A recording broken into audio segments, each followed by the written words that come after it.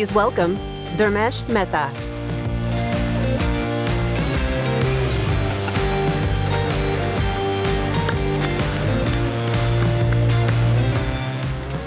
Hello, everyone, and welcome. Welcome to Amazon Accelerate 2025. That's right. We've got an amazing, jam-packed agenda for you. And what better way to kick things off than with an exclusive fireside chat this afternoon with Amazon CEO Andy Jassy.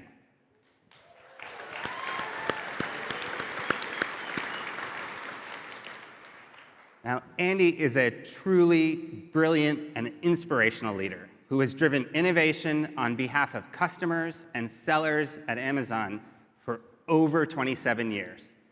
He joined us here at Accelerate 4 years ago when we were still fully virtual, and I'm so thrilled to have him back here with us to chat with us about how important all of you, our selling partner community, are to Amazon and the customer experience, and to discuss innovations that help businesses of all sizes succeed. So without further ado, please join me in welcoming Andy.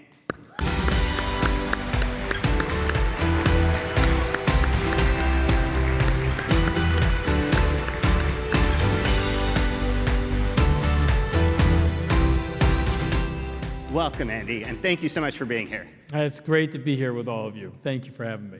No, it's awesome. And so, Andy, you've actually been at Amazon now for almost 3 decades. And back when you joined the company, we were still a books-only online store, and we were just starting to add other product categories. And I'd love to just kind of kick things off with you telling us a little bit about that decision to first welcome independent sellers into the Amazon store nearly 25 years ago. Yeah, well, first of all, it's great to be here with all of you. Our relationship and our partnership with you is so important to us, and so it's a thrill for me to spend a little bit of time with you. In retrospect, I think the way it's worked out, it seems blindingly obvious that it was great for customers for us to build these partnerships, but at the time that we made the decision to open the store to independent sellers, it was quite an animated debate inside of Amazon. And that's because the entire company had been built the first couple of years on the premise of storing items in our own distribution centers and fulfilling them ourselves. And we just weren't sure if we went some other route, what kind of impact would that have on our relationships with publishers and distributors and manufacturers, and could people fulfill items in a way that would satisfy customers the way we thought was required and the brand standards we'd set. But we started seeing these marketplaces like back then half.com and eBay arise, and we had this debate about whether or not we should open up the store to other sellers. And after a lot of debate, and this took several weeks, we decided that you can't really fight gravity. The reality is that if we had more sellers in the marketplace, there would be better selection for customers and better prices for customers. And the reality is that customers want that. If you look at the cornerstones of a retail experience, there are a lot of things that change, but customers never tire of broader selection, lower prices, and faster delivery. And so we decided that we would do so, and we had some starts and stops along the way. The first thing we tried to do was build an auction site. It was too much of a Me Too, like what eBay had, and that didn't work very well for us. And then we tried something that we called Z-Shops back then, which really was a cul-de-sac on the site where we allowed sellers to sell products, but that didn't work either because nobody went to the cul-de-sac. That's why it was a cul-de-sac. And so it wasn't until we put our independent sellers' products on the same product detail pages as our own first-party selection that customers started interacting more frequently with that selection, and that it became a success for our sellers and for our customers and for us as well. And I think in retrospect, it seemed like an obvious decision. At the time, it wasn't. It's really hard to get a culture to change, and one that was doing well at that time. And then it's hard to execute it well. And I think it turned out to be a good decision for our customers and for independent sellers and for the company. Today, over 60% of our units that we sell are from independent sellers. That's right. And if you look over the last 25 years, about $2.5 trillion of sales has been made by our independent sellers. If you look at the number of employees our independent sellers have employed over that time, it's over 2 million. So together we've created a lot of jobs. And I still think it's quite early in our adventure together. Yeah, no, it's interesting how we transitioned from just being this first-party retail to really having both our first-party business and independent sellers, and how fast they've grown. And one of the elements I've heard you talk about that's been part of that is these building blocks, or sometimes primitives, that we talk about in Amazon, and how critical they are in enabling us to be able to build and scale. And so maybe I'd love to hear from you kind of this idea of primitives and how they've really helped in what we've tried to do for sellers. Yeah, it's interesting. I mean, it's another little bit of history at Amazon where, because we had built Amazon.com as quickly and as substantially as we did the first several years, we had thought that we had built a bunch of these building block foundational pieces that it would let us scale. These are things like search and browse and item catalog and payments and fraud and things like that. And we kind of went along thinking we'd built this really strong foundation, and then we tried this business called Merchant.com.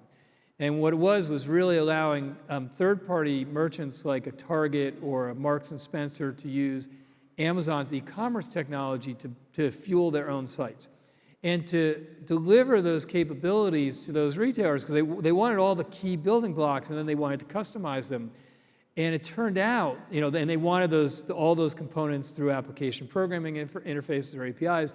And when we went to deliver the pieces to those merchants, it was way harder than we had ever anticipated, because we actually hadn't built those capabilities as foundational building blocks.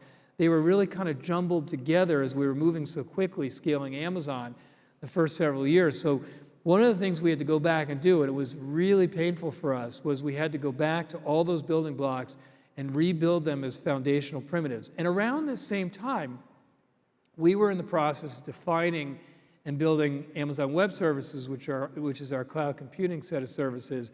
And I was part of that team that was working on it at that time. And we were watching what was happening on the Merchant.com side and said, okay, we're not going to do that. We're going to actually build these as separable building blocks that we called primitives. And a primitive service to us is something that does something particularly well. It's a simple thing that does it very well. It's not overly paternal, which means we don't make all the decisions for people that are going to use it, and it has a lot of flexibility. And so in the AWS space, the primitives we built back then was an object storage service, which became S3, and a compute service that became EC2, and a set of database services, a relational database service, and a non-relational database service, and authentication and things like that. And so this concept of building in these low-level primitive building blocks became something that was really at the core. It was a tenet of everything that we went and built. And you can see how we've evolved that here in our retail business. And for our partnership with all of you, we realized that we had so many independent sellers who really found it time-consuming and expensive to have to store their items, to pick, pack, and ship them, and to deliver them to customers. And so that's part of why we built Fulfillment by Amazon, which is a premium service, as you all know, with very fast delivery that's about 70% less than alternatives for a premium service like that.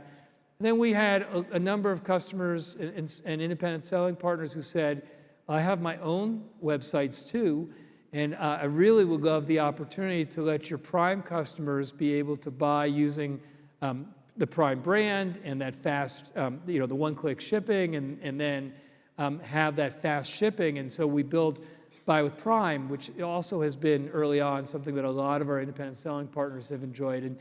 And if you look just across the board, every time that we build something to scale Amazon, we're trying to build it in such a way where we can turn around and offer it to you. And so, we have a lot of customers who have to take items through the border, so we built a service that makes it easier for you to do that.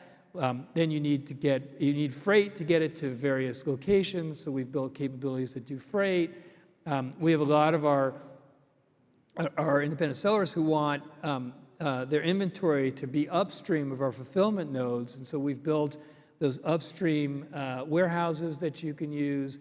We have something called multi-channel fulfillment, which makes it much easier for you to store in one place and ship through, all the marketplaces that you use to ship to customers. That we're able to get items to people 50% more quickly than you can from other retailers. So every time that we can find foundational building blocks that we find help us scale, we're gonna build them so we can scale quicker for you, but then we're gonna also try to turn them around and make them services that you can enjoy, that make your business more customer friendly, more cost effective. That's awesome. And we've talked over the years about a bunch of these supply chain services and how they've been so powerful.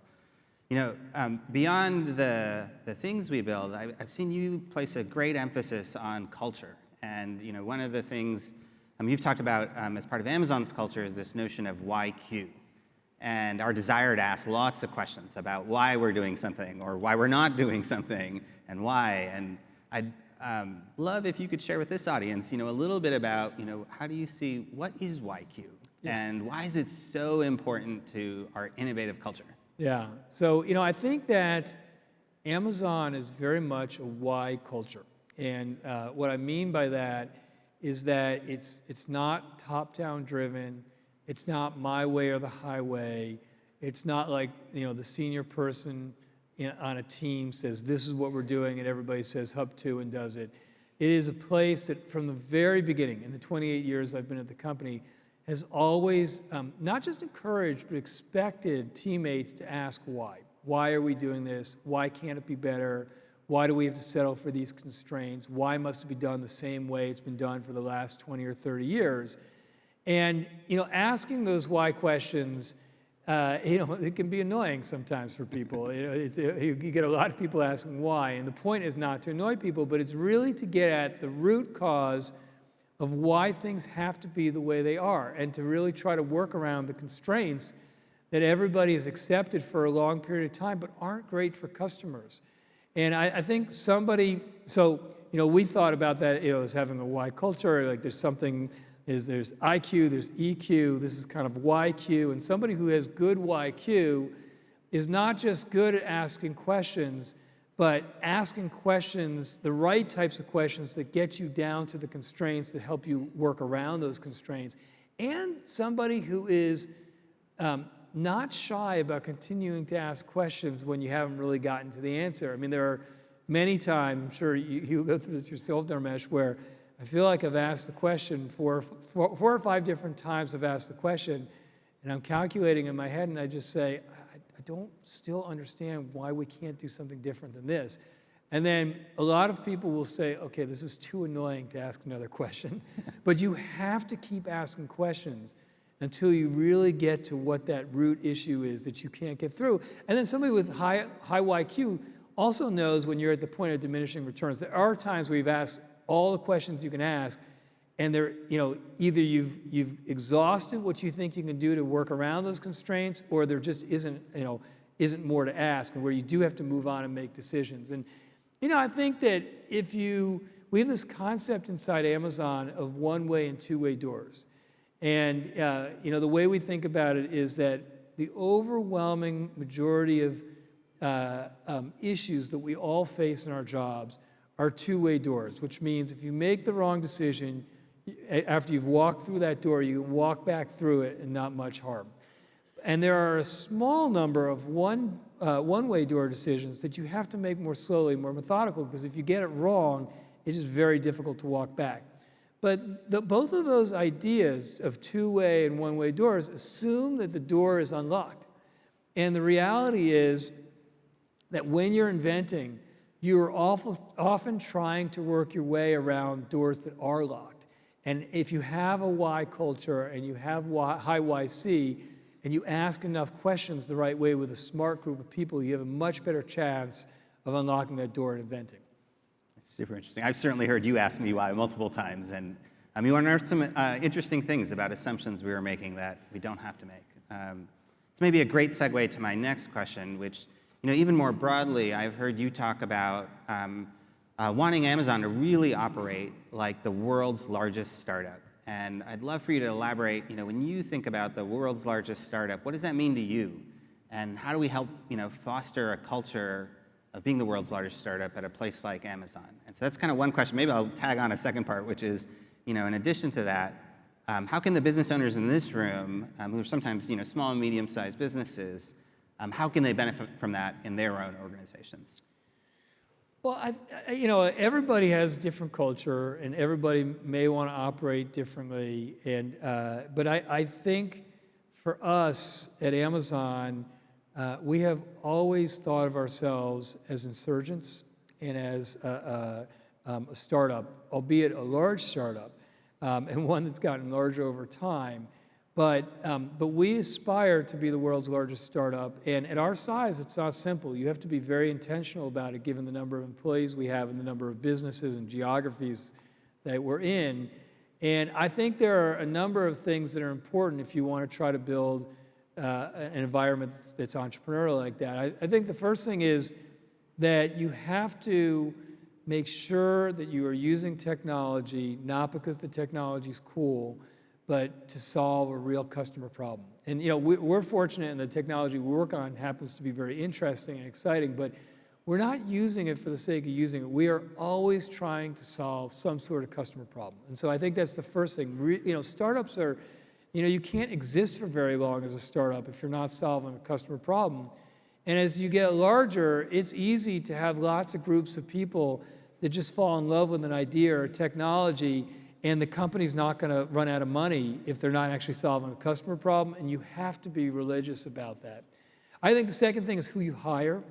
And we have a culture that's really trying to hire builders. And we think of builders as people who like to invent and people who like to look at a customer experience, even one that's been really good for a long period of time, and dissect it and figure out what's wrong with it and seek to reinvent it. And we try to hire people who meet that type of definition.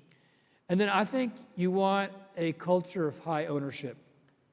And I think it's, again, it can seem like motherhood and apple pie, but as you get larger, you can get a lot of people who feel like, that's good enough, that's not my problem, that's not my area. And I think the canonical example we use a lot is that somebody who's renting an apartment may choose to nail the Christmas tree into the wood floor. But if you own that apartment or that building, you would never nail a Christmas tree into your wood floor. And so you want people who really think like owners, who don't just do their job, but are thinking end to end, am I going to get this done? What's not getting done, and how do I not rest until I make sure that either a teammate or I take care of this? And it's part of why, if you've seen, we're working hard to try to flatten our organization and have fewer layers, because in the very earliest days of Amazon, it's been true for many years, we had very high ownership at every level of the organization, including on the front line. And you want people, if you end up, as you get bigger, with lots of layers, then you end up with pre-meetings for the meeting, and you end up people not making recommendations because they know the decision is going to be made at a higher level, and you end up pretty quickly with people not having ownership. And we want all of our teammates to feel high ownership, and that's part of why we're working on flattening the organization. I think you can't actually operate like a startup if you don't move quickly. And I think that speed is disproportionately important in every business at every stage. And I would say that I have the opportunity to meet with lots of different customers and companies in the various businesses we're in. And sometimes I run into really smart people who say to me, you don't understand, we can't move fast. We've got security issues, we've got compliance issues, we have a lot of people. It just, it can't happen. And the reality is that speed is very much a leadership decision. I mean, you can't wake up one day and decide you're going to move fast and have the organization move fast. But if it's a priority to you and your leadership team to move quickly, you can make that happen. There are a lot of choices you can make in how you organize, how you set up, the expectations you set, what mechanisms you use to move more quickly. And I think that if you want to move quickly, and in most industries that are competitive, you do have to move quickly.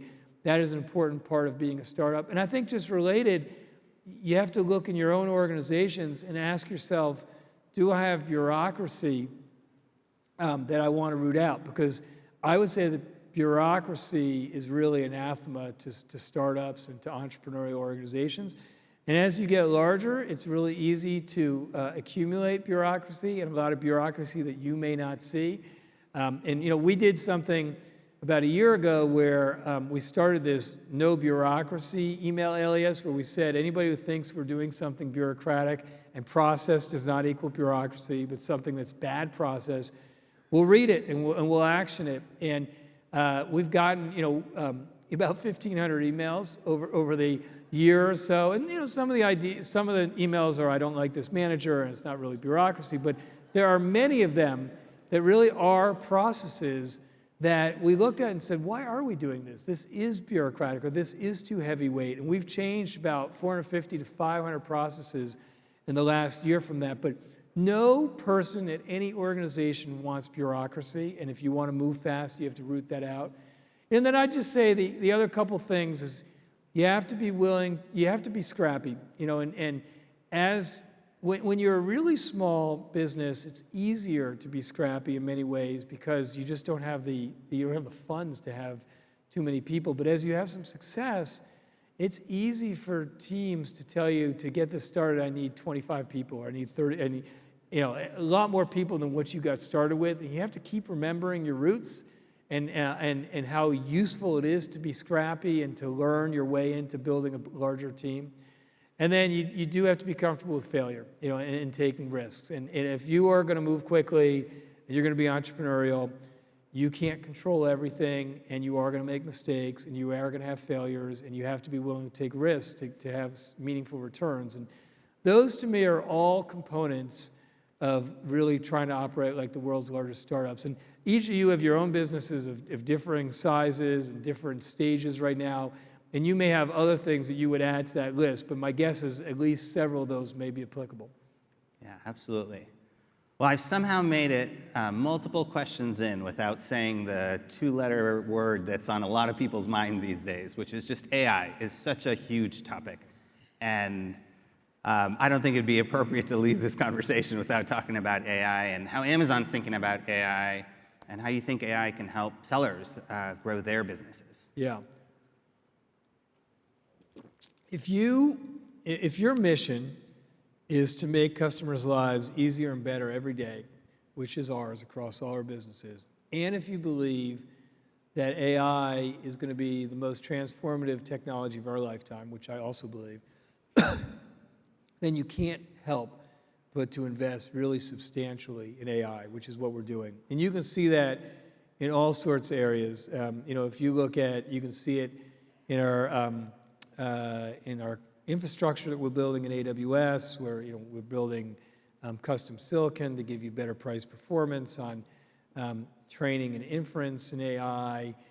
We have all sorts of services that make it easier for customers to build models and to do inference. We have all sorts of agents that do transformations for customers and coding and things like that. So we have a very big investment on the AWS side to make it easier both for our external builders and our internal builders inside the company to build AI much more quickly. And then you can see it all across our consumer businesses, whether it's our shopping assistant in Rufus, or the capabilities we provide in our apparel business, where we have a big model that looks at the relative size fits of all the apparel brands, and then automatically recommends for our customers what the right fit would be for them for each brand. You can see it in what we do in our fulfillment network, where we use it to do inventory predictions and forecasting, which has made a big difference in how efficient we are.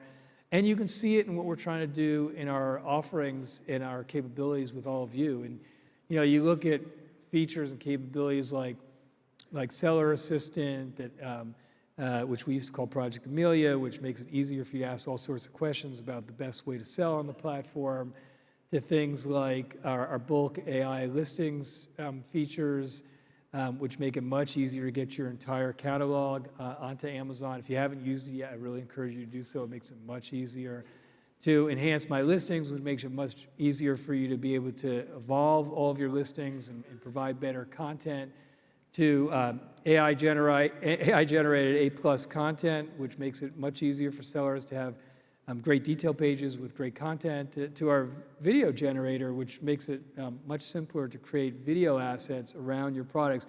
Those are some of a significant set of AI features that are all geared towards making it easier for you to spend less time on a lot of the manual parts of getting your listings and your products up on Amazon, and also doing what we all know matters to customers, which is providing them some sort of organized coherence to how they can find various items. And so this is kind of the initial set, that plus some others that I didn't mention, but we're not close to being done.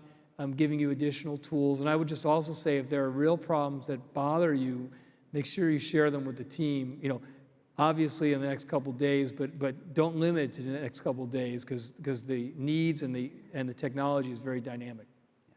And we're actually going to spend a bunch of time tomorrow morning talking about even more AI innovation that's coming for sellers. It's super exciting. Let me go back to, one of the things you mentioned earlier was the importance of speed and what we're doing from a fulfillment perspective. And we've recently made a number of announcements around what we're doing with both rural communities as well as kind of same-day delivery. And I think it's super exciting, not only for what it does for customers, but in terms of what it can do for our selling partners. And maybe you can tell us a little bit more about what's driven this investment, that many others aren't making. Well, I think if you look at rural areas of the U.S. and frankly around the world, when people talk about a digital divide, you can really see it there. There are 500 million households around the world that don't have broadband connectivity. And it's part of what our Project Kuiper is about, where we're building a low Earth orbit satellite to provide people in areas that don't have that connectivity access to a lot of things that we take for granted, like doing education online or business online or shopping or entertainment. And so, and I think the same is true for the items that they can receive from e-commerce providers. And if you look at, just think about, it's sometimes hard to remember, but just 3 years ago or so, the overwhelming majority of Prime items were delivered by and large to people in metropolitan areas in about 2 days. Today, that is much more like a day or less. But those are in metropolitan areas. If you live in a rural area where we don't have a fulfillment center close to you or delivery stations close to you, and therefore last mile transportation close to you, you're not getting them in the same time frame as most Prime members. And we know that rural customers obviously want those same. It's not like if you live in an area outside metropolitan area, you prefer to have your items get there slower. And so we have, in a time where you see most of the big logistics providers and frankly telecom providers back away from rural neighborhoods because it's more expensive to service them, we have gone the opposite way and leaned into investing in customers in rural areas. And so we announced about a $4 billion investment in delivering delivery stations closer to customers in those rural areas, and then last mile transportation there.